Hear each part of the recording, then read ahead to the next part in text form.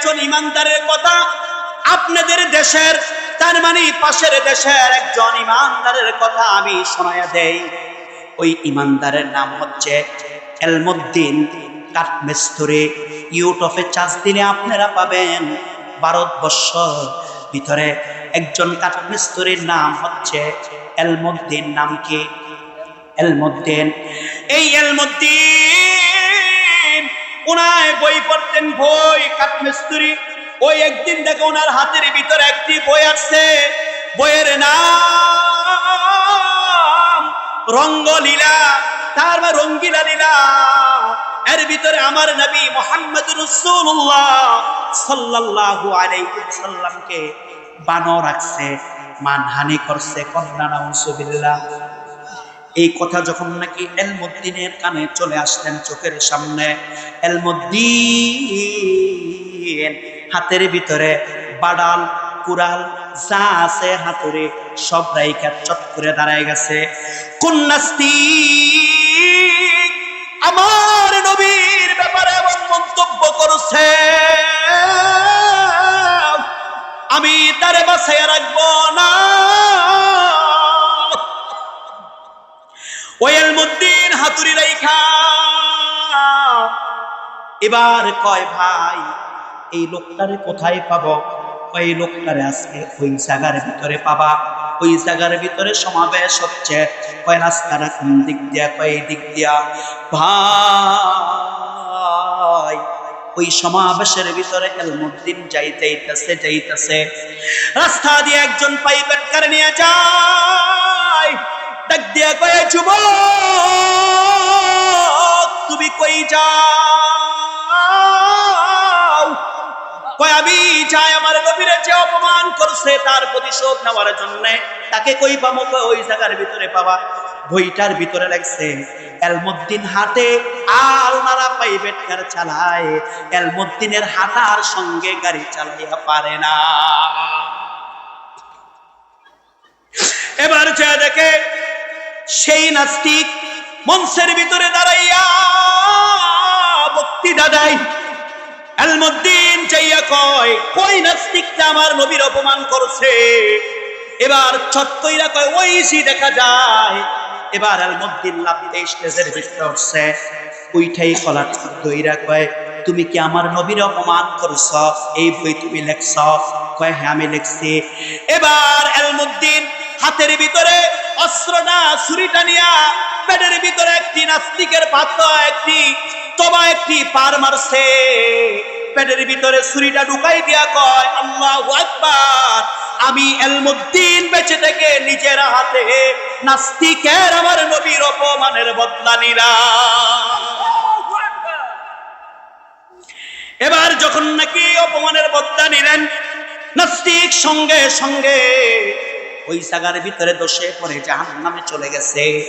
এলমুদ্দিনকে ভাই জেলখানার ভিতরে বন্দী করলো। ওই দেশের আলেম ওলামারা কয়, এলমুদ্দিন তোমাকে যদি কোটের ভিতরে তোলে তুমি বলবা আমি একটু মাতাল ছিলাম, আমি একটু পাগল ছিলাম, রাগের বশে করে ফেলছি, আমার মাথা সেন্স ঠিকঠাক ছিল না।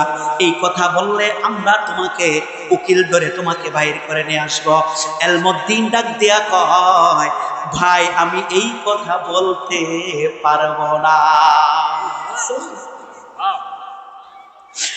ভাই এলমুদ্দিনকে আদালতের ভিতরে তুললো। ওই আদালতের ভিতরে দাঁড়ানোর পর এলমুদ্দিন ডাক দিয়া কয়, জোসেফ আমি আমার নবীর শত্রুকে নিজের হাত দিয়া দইরা, আমি নিজের হাত দিয়া ছুরিটা পার মাইরা জাহান্নামে আমি পাঠিয়ে দিছি। আমি আমার নবীর অপমানের বদলা নিছি, এতে করে আমার যা হয় তাই হবে। সুবহানাল্লাহ। নবীর অপমান কি করতে পারে নাই? সহ্য করতে পারে নাই। এ ভাই ফাঁসির হুকুম হয়ে গেল, ফাঁসির আদেশ হয়ে গেল। এলমুদ্দিনের থেকে ফাঁসির মাসটা 2 মিনিট বাকি। এবার জল্লাদকে ডাক দিয়া কয়, জল্লাদ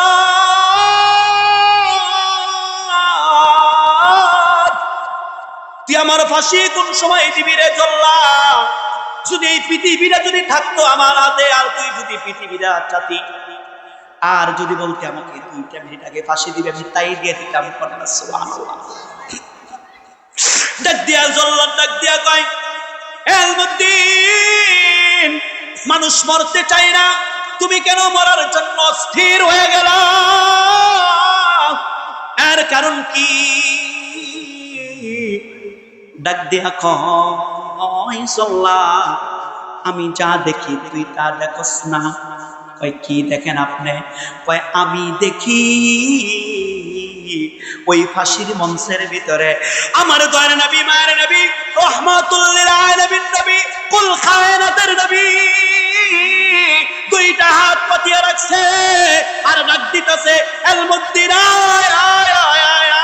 তুই আমার ইজ্জত রক্ষা করছ, আর আমি মদিনাওয়ালা নবী, মদিনায় থাকবো, তোরে ফাঁসির কাস্টে ঝুলাবে, আমি এমন নবী না তুই আমার জন্য জীবন দিবি আর আমি মদিনায় শুয়ে থাকবো, তা হতে পারে না। না না, আমি তোকে নেওয়ার জন্য আমি মদিনা থেকে ফাঁসির মঞ্চে চলে আসছি। এ বেঈমান কাকে বলে? আর আমরা কেমন ইমানদার? আমরা এই দুনিয়ার ভিতরে আমার রাসূলকে কত অপমান হয়, কত গালি হয়, কত কিছু হয়ে যায়, কিন্তু ভাই আমরা ওই রাসূলের যা হয় হোক না কেন, কিন্তু আমরা এই ব্যাপারে সজাগ না, জাগ্রত না। আমি এই কি যেন শব্দুলপুরবাসীকে জিজ্ঞাসা করতে চাই, এই শব্দুলপুরবাসী মরার পরে আমার রাসূলকে, আপনার একটি প্রশ্ন, আমার রাসূলের নামে কবরের ভিতরে আছে কি নাই? আছে। ওই যদি তুমি যদি হুসাইনি মুসলমান না হও, আশিক রাসূল যদি না হও, ওই কবরের ভিতরে যখন নাকি জিজ্ঞাসা করবে মান হাযার রাজূল, তুমি এই নবীকে চিনোনি, কি জবাব দিবেন? আর কিছু কিছু মানুষগুলাকে কবরে রাখার সঙ্গে সঙ্গে জিজ্ঞাসা করবে মান হাযার রাজূল, এই নবীকে চিনোনি? আমার নবী মুনকার নাকিরকে ডাক দিয়া বলবে, এই মুনকার নাকির, এই শব্দুলপুরের আশিককে, পাগলকে তুই উল্টা প্রশ্ন করিস না। না না না, তার কারণ সারা জীবন নবী নবী নবী নবী বলিয়া খামছে, আমার একটি সুন্নত ছাড়ে নাই। এ ভাই, খলিফাতুল মুসলিমিন, আমিরুল মুজাহিদিন ওমর রাদিয়াল্লাহু তাআলা আনহু দেশের ভিতরে খলিফা, কোন এক বাদশা তাকে দাওয়াত দিলেন, ইয়ামেনের বাদশা তাকে দাওয়াত দিলেন, যাওয়ার পরে ওনাকে কাঁটা চামচ দিলেন খাওয়ার জন্য। কি চামচ? কাঁটা চামচ দিলেন।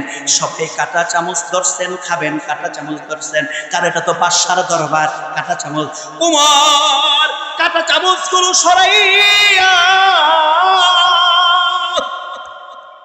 এবার নিজের হাত দিয়া খাওয়া শুরু করছে। কি দিয়া? সুবহানাল্লাহ, সুবহানাল্লাহ। ডাক দিয়া কয়, ওমর তুমি কি শিষ্টাচার বুঝো না?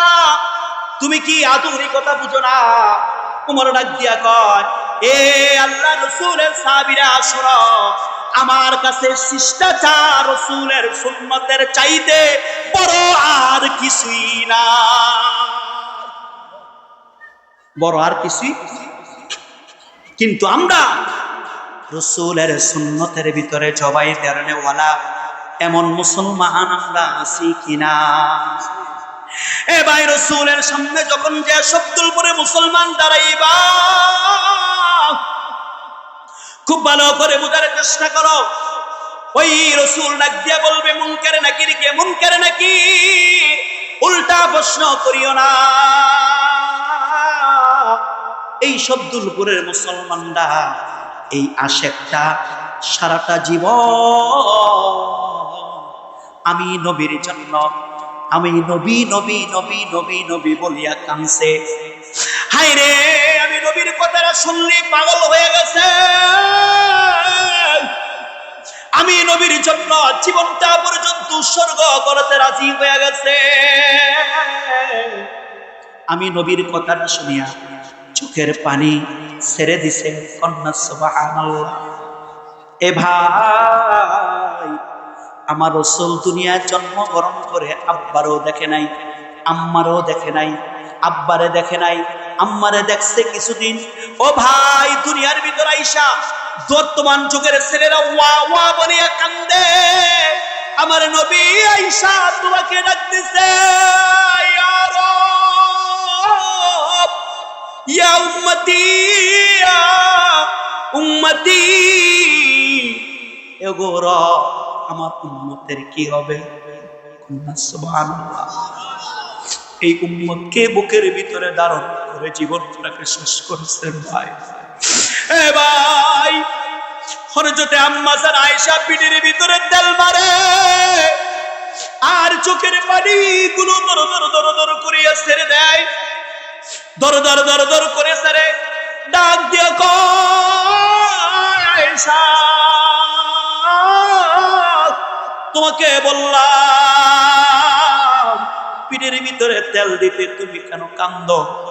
ডাক দিয়া কই, ইয়া রাসূলুল্লাহ, আপনার বুঝি বাবা ছিল না, মা ছিল না, বিদায় বুঝি ছোটবেলা আপনার বসন্ত হইছে, কেউ বুঝি চিকিৎসা করে নাই, পিঠের ভিতরে এমন বড় বড় গর্ত দেখা যায়। ডাক দিয়া কয়, আয়েশা রে, এটি আমার বসন্তর দাগ না, ওই যে আমার কে বাইতের ময়দানে পাথর মারছে কাফেরেরা, আমি আমার উম্মতের জন্য এই পাথর আঘাত গুলো আমি রাসূল সহ্য করেছি। কন্যা সুবহানাল্লাহ। ডাক দিয়া কয়, আয়েশা, কিয়ামতের ময়দানে যখন আমার গুনাহগার উম্মত গুলোকে যখন নাকি ওই যে ফেরেশতারা দিয়ে জাহান্নামের দিকে টানবে, ফুলসিরাতে যখন নাকি দাঁড়ায়া দাঁড়ায়া কানবে, আমার উম্মত গুলো ফুলসিরাতের ফুলে কানবে, মিজানের পাল্লায় কানবে। আয়েশা, আমি সেদিন আল্লাহর সামনে আমার পিঠ মুবারকটা আমি জাগাইয়া দেব, পিঠ মুবারকটা আমি জাগাইয়া দেব। ওই সুম আমার পিঠ গুলো আল্লাহর সামনে দিয়া কমু, এটি আমার পাথর আঘাত খাওয়া উম্মত মাফ করিয়া দাও।